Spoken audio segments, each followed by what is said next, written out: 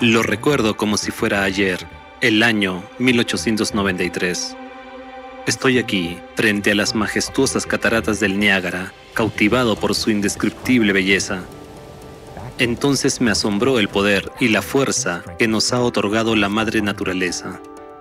Contemplando los remolinos de agua, podía ver el futuro, un mundo en el que miles de millones de personas viven en hogares luminosos y cálidos, y las fábricas funcionan con energía limpia y sostenible. Solo un año después, en este mismo lugar, se instalaron 10 generadores de corriente alterna diseñados por mí.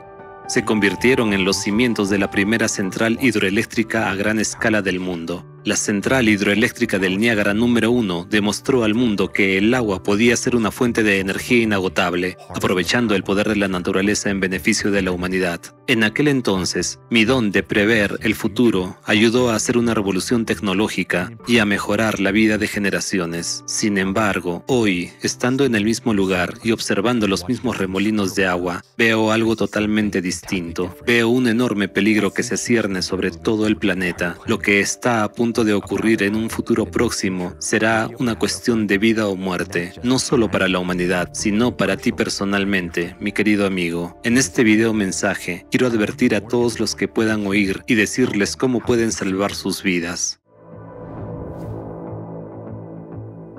El río Colorado abastece de agua a 7 estados de Estados Unidos. En la cuenca del Colorado se está produciendo una mega sequía desde hace más de 20 años, la peor en 1200 años. Este problema ha afectado ya a un mínimo de 40 millones de personas. El suministro total de agua está disminuyendo muy rápidamente. Los expertos advierten que esto podría conducir a la formación de una cuenca muerta. No hay tormentas importantes en el horizonte, por lo que se puede afirmar con seguridad que acabaremos el año secos y continuaremos con esta sequía en curso. Pero ya en enero de 2024 se declaró el estado de emergencia en San Diego y Ventura debido a la inundación. La gente huyó en busca de seguridad, los coches fueron arrastrados por las corrientes de agua. El 5 de febrero cayó una cantidad récord de precipitaciones. 38 millones de personas en California y la vecina Arizona se vieron amenazadas por las inundaciones. Se produjeron deslizamientos de tierra destructivos. Los vientos huracanados alcanzaron velocidades de 128 km por hora. En 2 días cayó el 49% de la precipitación media anual. Los embalses se desbordaron. Tras la inundación, los residentes, atónitos entre lágrimas, sacaron de sus casas muebles empapados y llenos de barro. Ese día se convirtió en el cuarto más lluvioso de la ciudad en 175 años. En general, el número de anomalías climáticas en Estados Unidos durante la última década está creciendo exponencialmente. Me ha llegado la información de que, como consecuencia de las inundaciones de febrero de 2024, las carreteras de Los Ángeles se convirtieron en ríos. Las vidas de 38 millones de personas en California y la vecina Arizona estuvieron en peligro. ¿Se imaginan esto, queridos descendientes? California, el estado más seco, de repente enfrentándose a inundaciones. Indagué más a fondo. Resulta que no se trata de un incidente aislado. Las anomalías climáticas en Estados Unidos en los últimos años son demasiadas para enumerarlas. La situación se está agravando ante sus ojos, pero parece que no quieren verlo. Algunos se preguntarán, ¿cómo están las cosas en el resto del mundo? Por ejemplo, en Europa, ¿acaso este caos climático solo está ocurriendo aquí? Europa lleva varios años sufriendo una grave sequía. La situación alcanzó un punto crítico en el verano de 2022, cuando la sequía más potente de los últimos 500 años azotó Europa. El calor anormal en los países de la Unión Europea se comparó con el inicio de un apocalipsis. Francia luchaba contra extensos incendios forestales, mientras que en Suiza se derritió un paso que había estado cubierto de hielo durante 200 años. Según los cálculos, los daños totales sufridos por los países de la Unión Europea a causa del clima extremo ascendieron a 20.000 millones de dólares. En 2023, la situación empeoró aún más. Casi todos los ríos de la Unión Europea se habían secado en alguna medida.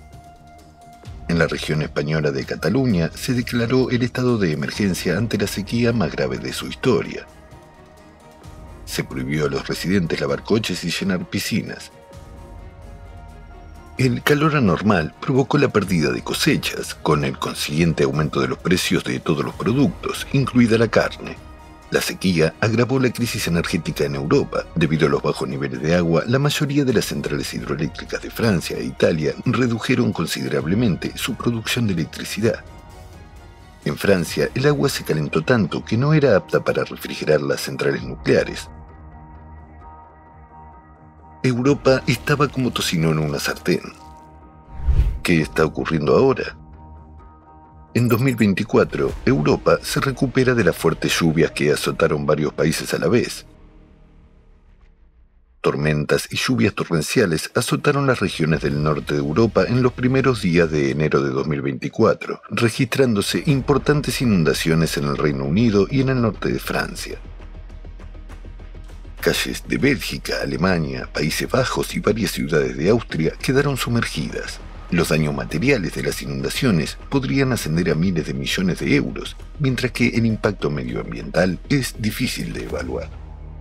Una conocida activista ecológica escribió: olas de calor mortales, inundaciones, tormentas, incendios forestales, sequías, malas cosechas. Esto no es la nueva normalidad.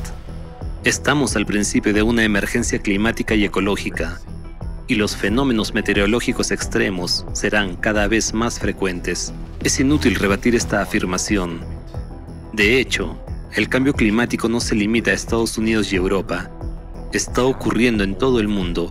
Ustedes están al borde de catástrofes globales. ¿Qué las provoca y cómo detenerlas? Lo descubrirán más adelante, pero por ahora es crucial comprender qué es lo que más necesita la humanidad en una situación así.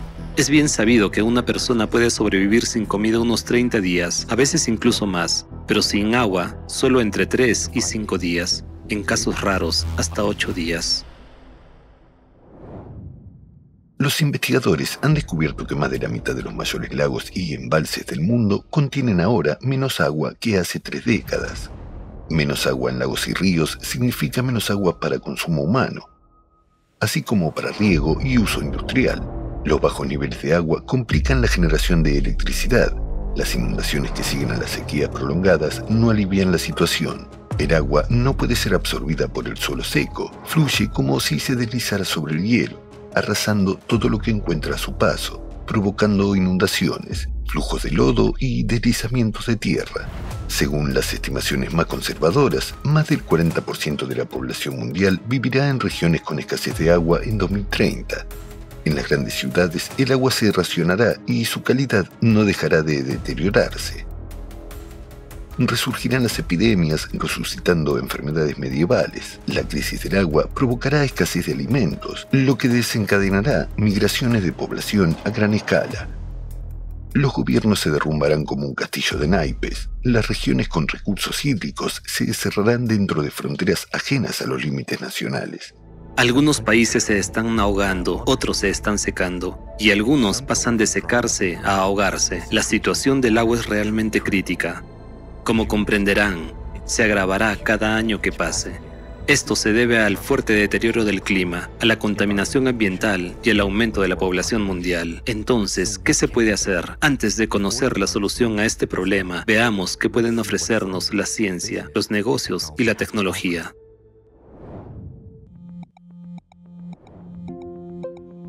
Los grandes lagos de América contienen alrededor del 18% del suministro mundial de agua dulce. Algunos expertos y funcionarios han planteado la idea de trasladar el agua de los grandes lagos al río Colorado, es decir, secar los grandes lagos. Sin embargo, este plan se enfrenta a 3 problemas principales. En primer lugar, su implantación requeriría una tubería cuesta arriba de aproximadamente 1.600 kilómetros de longitud, más larga que cualquier otra tubería de agua jamás construida. ¿Cuánto costaría? En segundo lugar, las tuberías que transportan agua potable necesitan un mantenimiento regular. Sin él, las bacterias y virus nocivos proliferan en las tuberías. El 80% de todas las enfermedades del mundo están relacionadas con la calidad insatisfactoria del agua potable y el incumplimiento de las normas de saneamiento e higiene del suministro de agua. En tercer lugar, es necesario detectar y reparar continuamente las fugas. En Norteamérica, debido a las fugas en el sistema de abastecimiento de agua, se pierde entre el 20 y el 50% de toda el agua dulce. En Jackson, la capital de Mississippi, con una población de 170.000 habitantes, la reparación del sistema de abastecimiento de agua podría costar entre 1.000 y 2.000 millones de dólares. Mientras que en todo el país, los gastos para reparar el sistema de abastecimiento de agua superarán el $1 billón. Alrededor del 70% del agua dulce de la Tierra está contenida en los glaciares y casi toda se encuentra en la Antártida. Desde finales del siglo XIX se intentó remolcar pequeños icebergs desde las costas meridionales de Chile hacia el norte.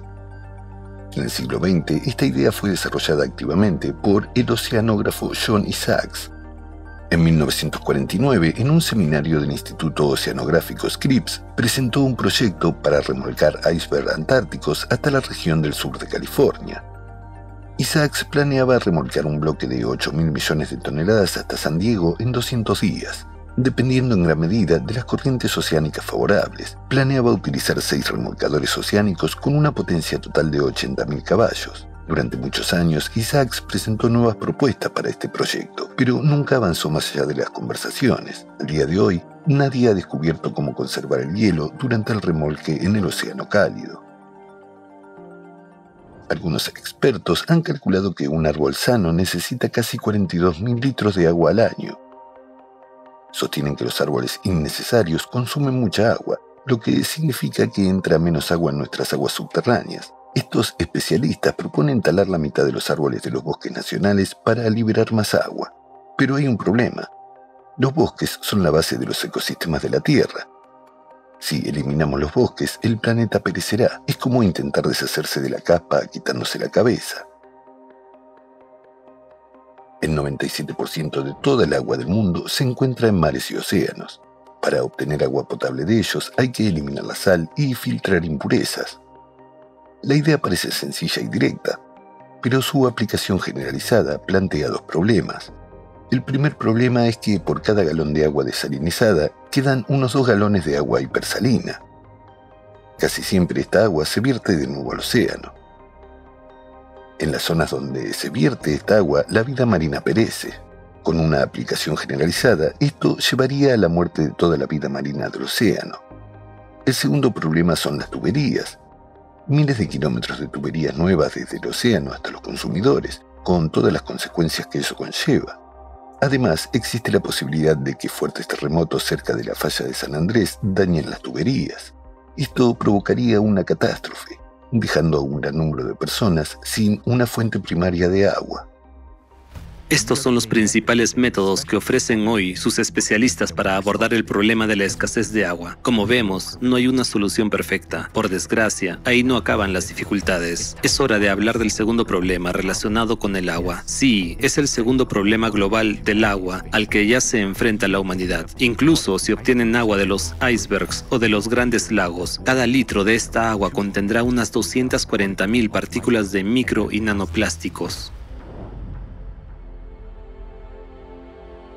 La contaminación por microplásticos ha afectado a todo el planeta.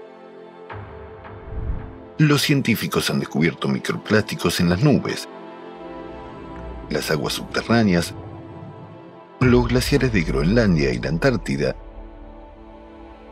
en la cima del Everest y en la parte más profunda del océano, la fosa de las Marianas.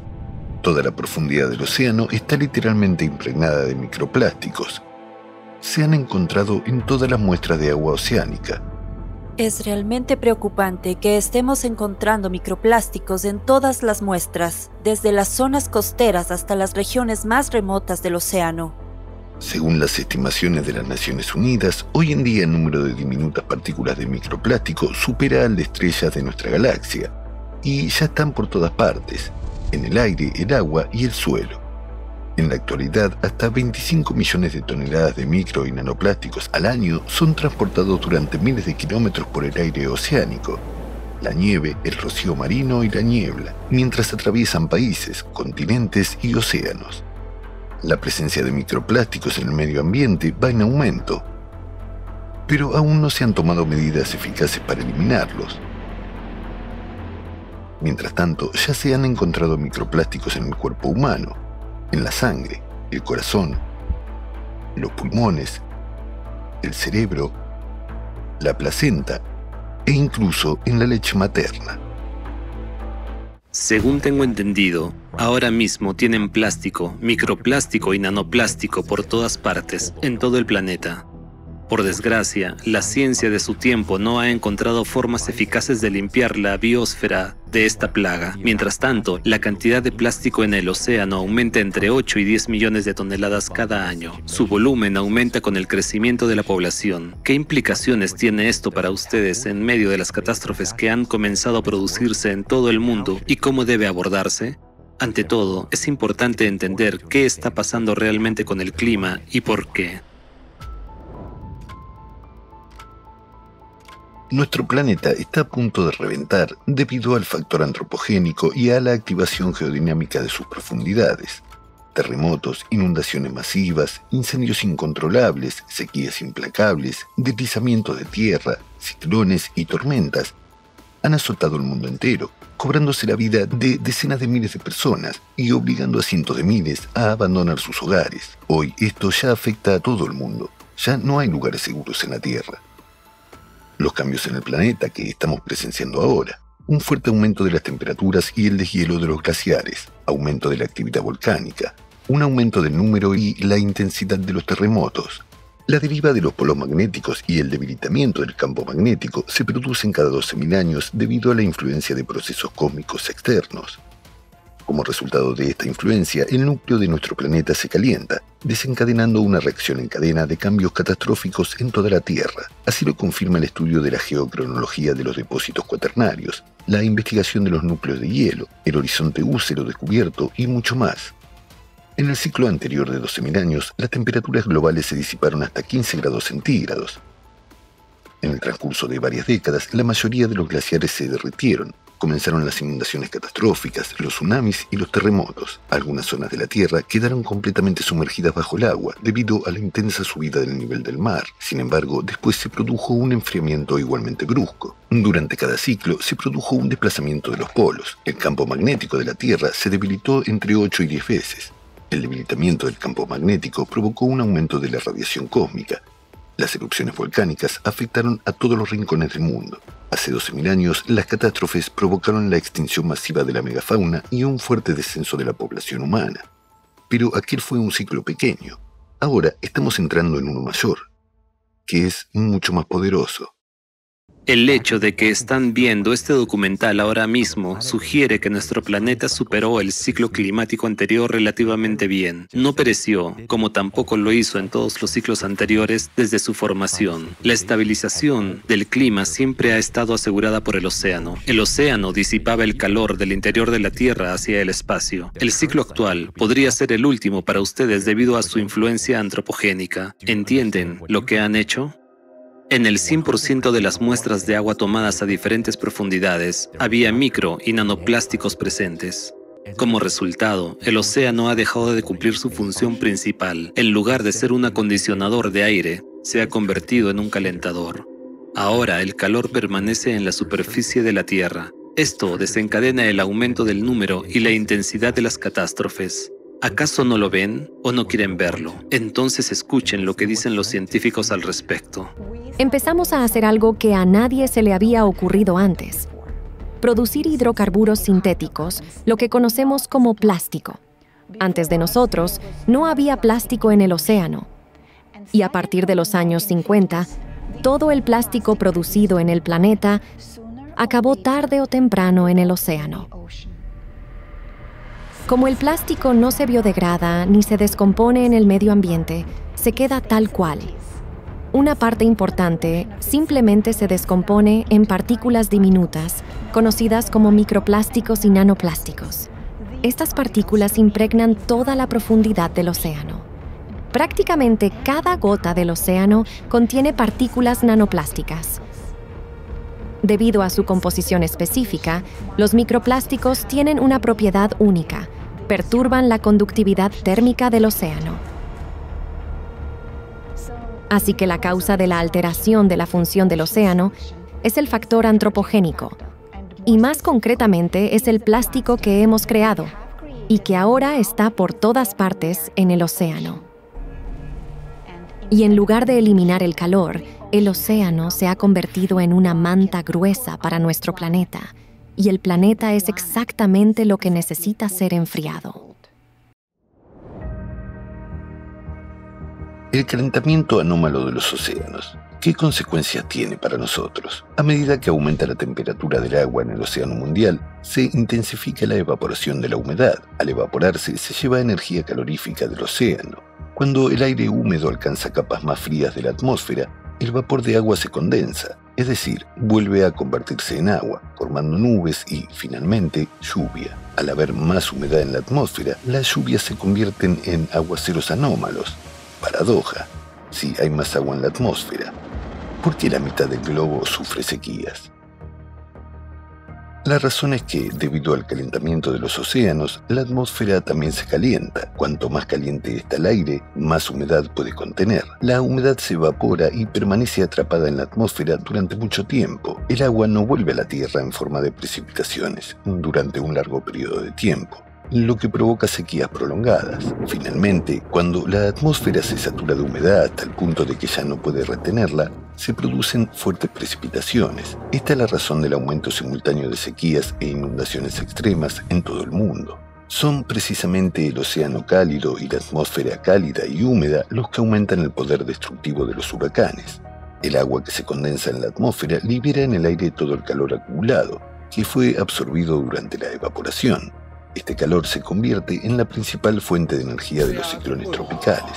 Cuando el viento, el agua y el calor se unen, adquieren un poder aterrador y devastador. Y ahora mismo estamos siendo testigos de ejemplos de estos sucesos anómalos. Freddy se convirtió en el primer ciclón tropical del hemisferio sur, que se intensificó 7 veces. El huracán Otis sorprendió a los climatólogos cuando en menos de 12 horas pasó a ser de una tormenta tropical normal a un huracán de categoría 5, la más alta. En otras palabras, subió 5 niveles en solo medio día. Esto nunca se había observado antes. Con la actual tendencia al calentamiento de los océanos, pronto no quedarán lugares seguros en la Tierra.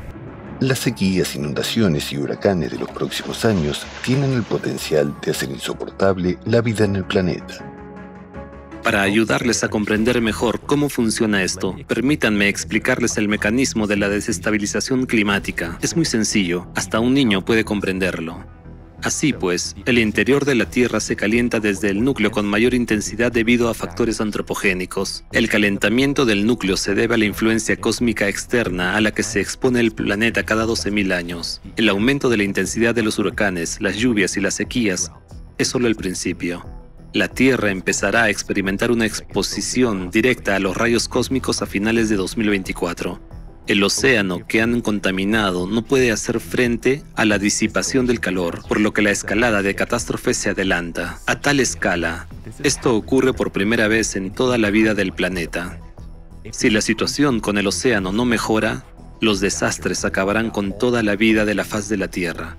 Les quedan pocos años antes de alcanzar el punto de no retorno.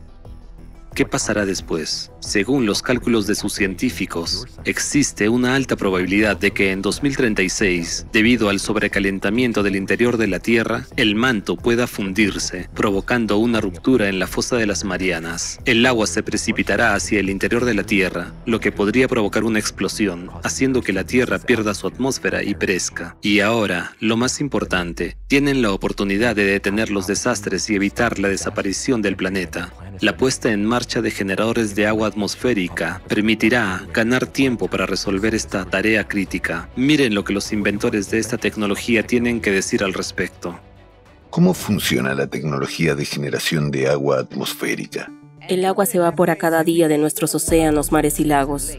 Cuando llega a cierta altura por encima de cierto punto, se enfría hasta el punto de rocío y se convierte en una nube. Y entonces, por supuesto, el viento arrastra esa nube. Cuando su temperatura desciende por debajo del punto de rocío, se convierte en lluvia y vuelve a cambiar de estado.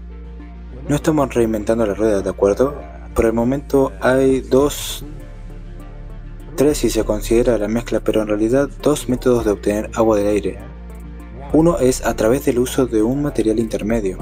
Por ejemplo, una malla o un desecante a través del cual se hace pasar el aire y este absorbe esencialmente la humedad o induce la condensación. Y el otro método es bajar la temperatura del aire al punto de rocío para que el agua se condense naturalmente. Se trata de una tecnología que permite crear agua en cualquier lugar, porque el principio mismo de esta tecnología es que la calefacción y refrigeración crean condensación. Así que, ya sea en el Valle de la Muerte, en Nevada, o en el desierto del Sahara, podemos generar agua allí. Es decir, podemos generar agua en cualquier parte del planeta. El principio de funcionamiento del dispositivo es el siguiente. Primero se filtra el aire que entra en ella. El agua se condensa a partir de la humedad que hay en el aire. Así, lo único que extrae el dispositivo es una molécula de H2O, que es más pequeña que una partícula de microplástico. La filtración lo elimina todo. Luego, cuando entra en el dispositivo, antes de que llegue al consumidor o a las personas que utilizan el agua, pasa por otra gran sección de filtración de carbono con plata añadida, por lo que el proceso no solo impide el crecimiento de bacterias, sino que elimina cualquier otra cosa que haya en el agua. Es un proceso increíble. ¿Puede la tecnología de generación de agua atmosférica causar daños al medio ambiente o alterar el equilibrio atmosférico? Tendrá un cierto impacto medioambiental, un impacto positivo, porque cuando procesamos el aire atmosférico, también lo filtramos de los contaminantes, como el humo, los gases de escape, la arena y todo lo que vuela por el aire. Y eso es solo un ejemplo del impacto. Cuando se trata del contenido de agua en el aire ambiental o en la atmósfera, como he mencionado anteriormente, es absolutamente imposible alterar el equilibrio natural de la atmósfera, porque es demasiado grande y demasiado poderosa. E incluso si creáramos una máquina enorme y asombrosa que succionara constantemente agua de la atmósfera, inmediatamente con la otra mano recogería agua del Pacífico o de la masa de agua más cercana. Deben de estar de acuerdo. Es una gran ventaja que utilizando un generador de agua atmosférica en cada hogar, nunca más necesitarán botellas de plástico. Por lo tanto, al utilizar el generador de agua atmosférica, resolveremos el problema del agua. Reduciremos la huella que deja la producción de plástico, disminuiremos la huella de carbono en el transporte y ayudaremos al medio ambiente a volver a su ciclo natural. Algunos científicos han calculado que por cada grado de aumento de la temperatura, el contenido de agua de la atmósfera se incrementa en un 7% aproximadamente. Así que no hay absolutamente ninguna preocupación de que nos quedemos sin agua en la atmósfera. Es decir, es un sistema absolutamente súper sostenible y funciona mucho más rápido que, por ejemplo, la extracción de aguas subterráneas, ya que se tarda años en reabastecerse porque el agua tiene que filtrarse. Pero la situación es diferente con la atmósfera. La propia atmósfera está en contacto directo con la superficie de la Tierra, por lo tanto podemos extraer tanta agua como queramos.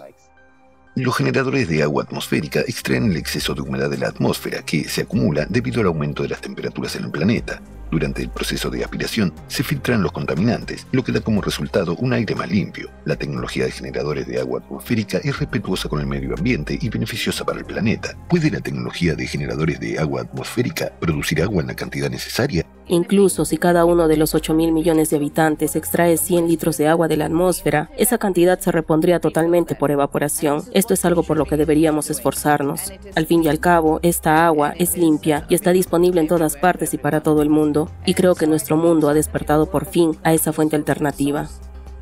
He diseñado y desarrollado la tecnología para colocar en cualquier lugar un generador de agua atmosférico que pueda producir más de 100.000 litros al día, 200.000 litros al día.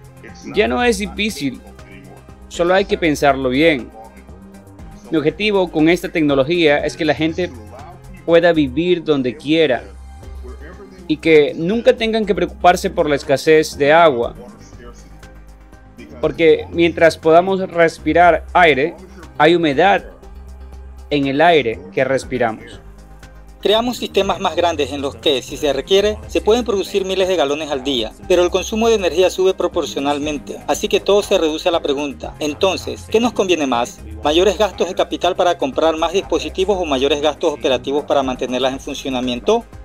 Los generadores de agua atmosférica pueden producir cualquier cantidad de agua necesaria, incluso para las necesidades industriales.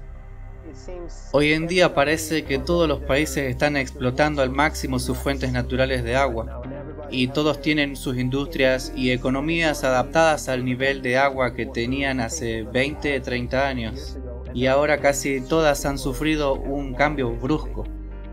Pero en realidad el mayor problema con el agua es la falta de agua para el riego. Alrededor del 70% del agua se utiliza para los cultivos, para la producción de alimentos, ¿verdad? Y tiene un impacto masivo si no puedes proporcionar agua a estas industrias. Olvídate de poder ducharte, no podrás comer, no podrás producir alimento suficiente para tus necesidades a escala industrial. Y creo que eso va a tener un impacto muy severo en la vida de muchas personas en los países desarrollados. Estoy segura de que ahora mismo hay muchos agricultores en California pensando en el suicidio porque no tienen un medio de vida debido a la falta de agua. Así que condiciones extremas como esas motivarán a la gente a hacer un cambio, porque si yo fuera a ver a un agricultor de California, por ejemplo, que ha perdido su medio de vida y le dijera, mira, ¿por qué no te ayudo a construir un invernadero, a hacer hidroponía? Te suministraré agua del aire y podrás reconstruir tu negocio. La tecnología de generación de agua atmosférica puede revolucionar los principios actuales de la agricultura y convertirse en un elemento necesario en casi todos los ciclos de producción. ¿Cómo ayudará la tecnología de generadores de agua atmosférica a las personas en el periodo del cambio climático global? Si hablamos de la escasez de agua o, por ejemplo, del problema acuciante del cambio climático, o de cómo atender mejor a las personas en caso de catástrofe natural, imaginen un huracán que llega de repente y causa problemas inesperados en una zona. Normalmente los huracanes se producen en entornos muy cálidos y húmedos. Cuando se interrumpe la cadena de suministro y la logística de agua, se necesita una respuesta inmediata. Y eso es lo que algunas de nuestras opciones son capaces de proporcionar. Puedes utilizar tu propia fuente de alimentación o puedes utilizar una opción de suministro incorporada que también hemos desarrollado. Poner en marcha la máquina, empezar a producir agua y abastecerte del elemento más importante del soporte vital a demanda. Y esto es algo que nos hemos tomado muy en serio y hemos desarrollado bastantes opciones. La tecnología de generación de agua atmosférica es muy importante en las respuestas a catástrofes y a la ayuda de emergencia. Los generadores de agua atmosférica no solo pueden satisfacer las necesidades de agua dulce de la población, sino también garantizar la seguridad hídrica en periodos de cambio climático global. ¿Cuáles son las perspectivas de desarrollo de las unidades de generadores de agua atmosférica? Como he dicho, es una tecnología emergente. Aún no ha alcanzado su apogeo. La industria, dependiendo de los cambios políticos, de las barreras políticas, esta industria crecerá y se desarrollará en los próximos 15 años y se convertirá en una parte importante de nuestra sociedad. Sin duda ocurrirá y no hay nada que lo detenga. Y en lugar de trabajar por separado e intentar socavarnos unos a otros, tenemos que trabajar juntos, porque es un problema global. Uno de nuestros principales problemas hoy en día es que tendemos a actuar más por el beneficio que por el bien de la humanidad. Y eso es algo en lo que me concentro en el beneficio humano. Y sean cuales sean los años que me queden de vida, lo haré. Los GAA son generadores de agua atmosférica y tienen razón. Incluso el año pasado aún no se hablaba de ellos. La gente todavía decía, oye, ¿qué significa eso? ¿En serio? ¿Estás diciendo que se puede obtener agua del aire? Y de repente, el mundo entero se ha despertado a esto y dice, vaya, esta es una fuente inagotable.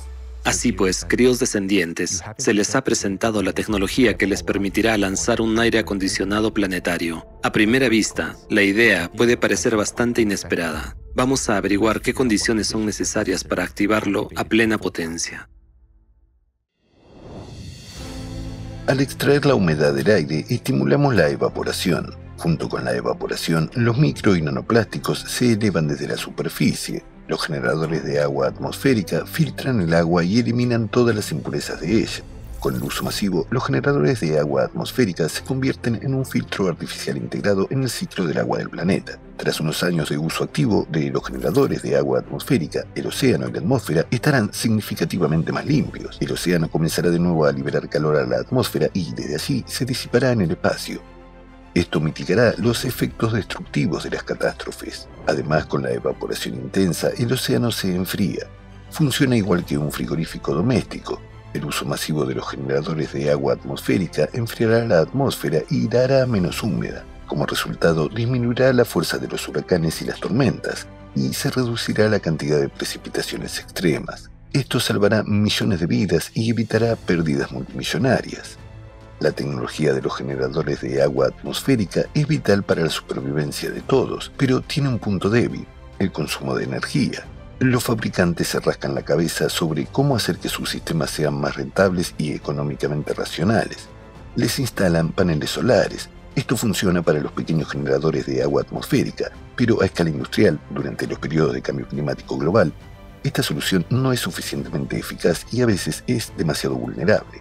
Necesitamos una fuente de energía alternativa, potente, respetuosa con el medio ambiente y, sobre todo, barata. ¿Y qué hacemos nosotros? En realidad no hacemos nada más, si lo piensas. Convertimos la energía cinética en energía eléctrica. ¿Y cómo lo hacemos? Simplemente desarrollando un convertidor basado en un material que solo existe desde hace unas décadas. Unos pocos años se podría decir. Se llama grafeno. Descubrimos que tenemos materiales diferentes con dos características vibratorias distintas: el silicio y el grafeno, que vibra cientos de veces más fuerte.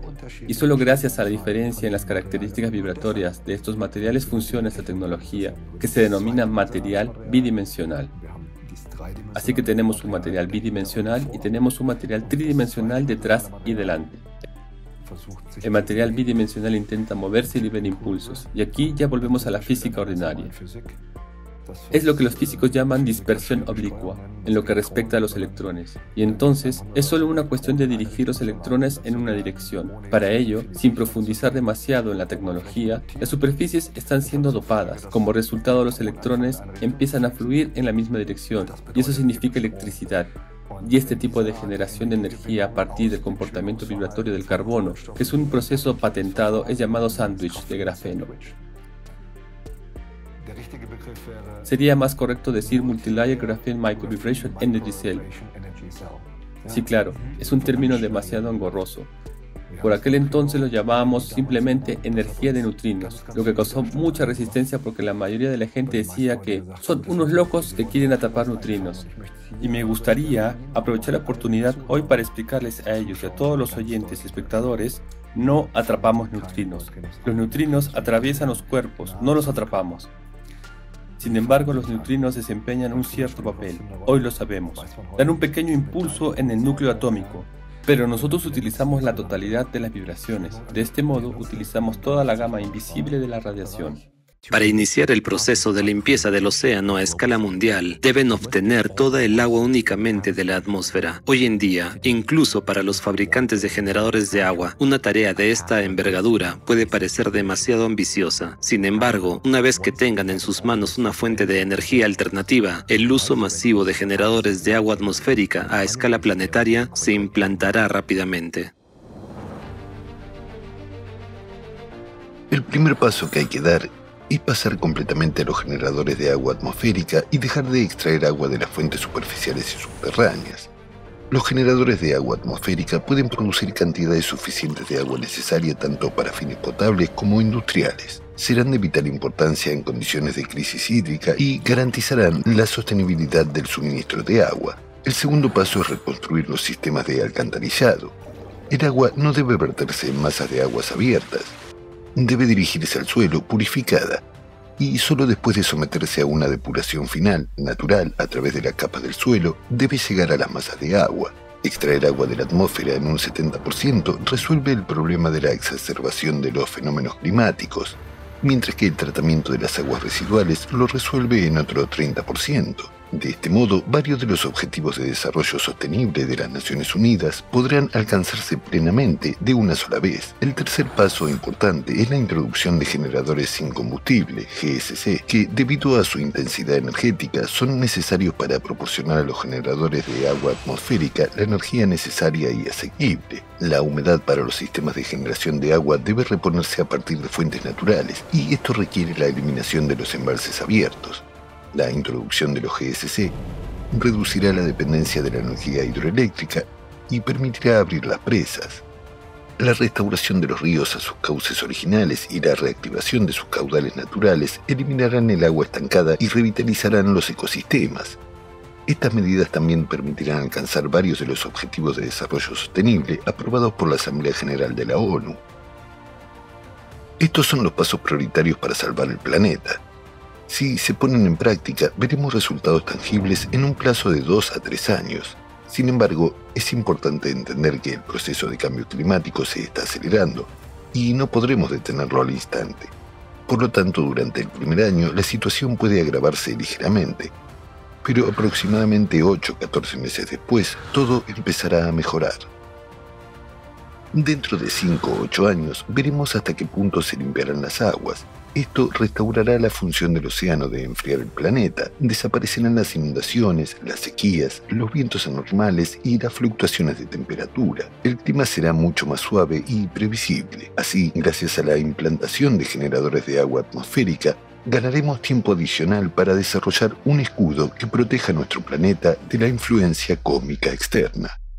Queridos descendientes, ahora están al borde de un precipicio, viendo cómo se acerca la catástrofe. Sin embargo, no hacen nada. Y esto en un momento en que ya disponen de las tecnologías necesarias. Gracias a los generadores de agua atmosférica, realmente pueden ganar el tiempo que los científicos necesitan para detener los desastres climáticos y salvar la Tierra para las generaciones futuras. Es un proyecto mundial, una de las piezas clave del rompecabezas para salvar el mundo.